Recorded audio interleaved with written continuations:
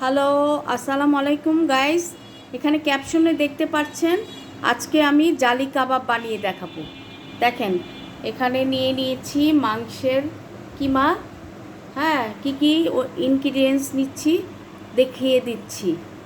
তারপরে নিয়েছি পেঁয়াজ, কাঁচামরিচ। তারপরে আছে পুদিনা পাতা, ধনিয়া পাতা। তারপরে আছে একটু আদা রসুনের পেস্ট।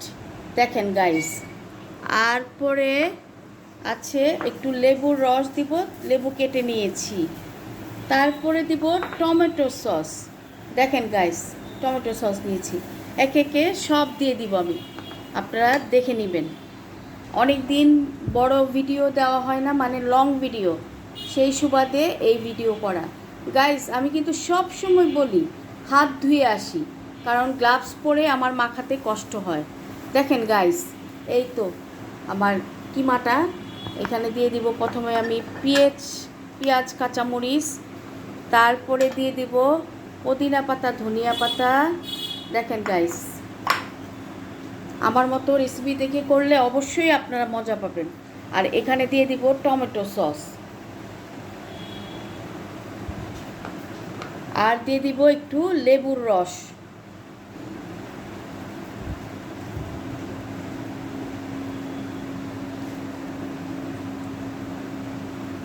আর আদা রসুনের পেস্ট তো অবশ্যই দিতে হবে।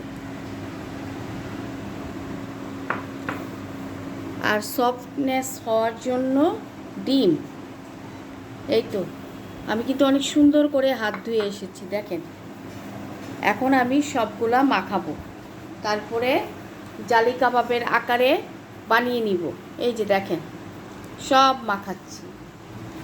এটা কিন্তু খেতে অনেক মজা লাগে। আমার মতো রেসিপি দেখে করলে অবশ্যই মজা পাবেন। এই তো আমি মাখাচ্ছি।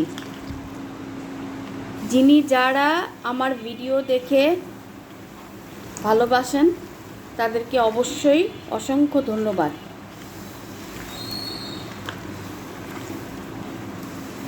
সবাইকে অনুরোধ করব আমার ভিডিও দেখার জন্য, কারণ আমি সবার ভিডিও দেখি। কারো ভিডিও আসলে, সামনে আসলে সবগুলো দেখে যাই।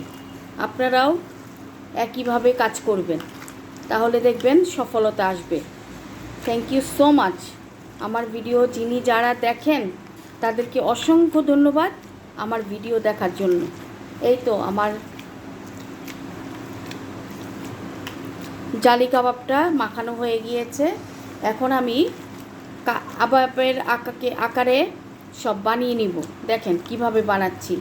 আমি কিন্তু হাতে একটু তেল লাগিয়ে নিব, ঠিক আছে?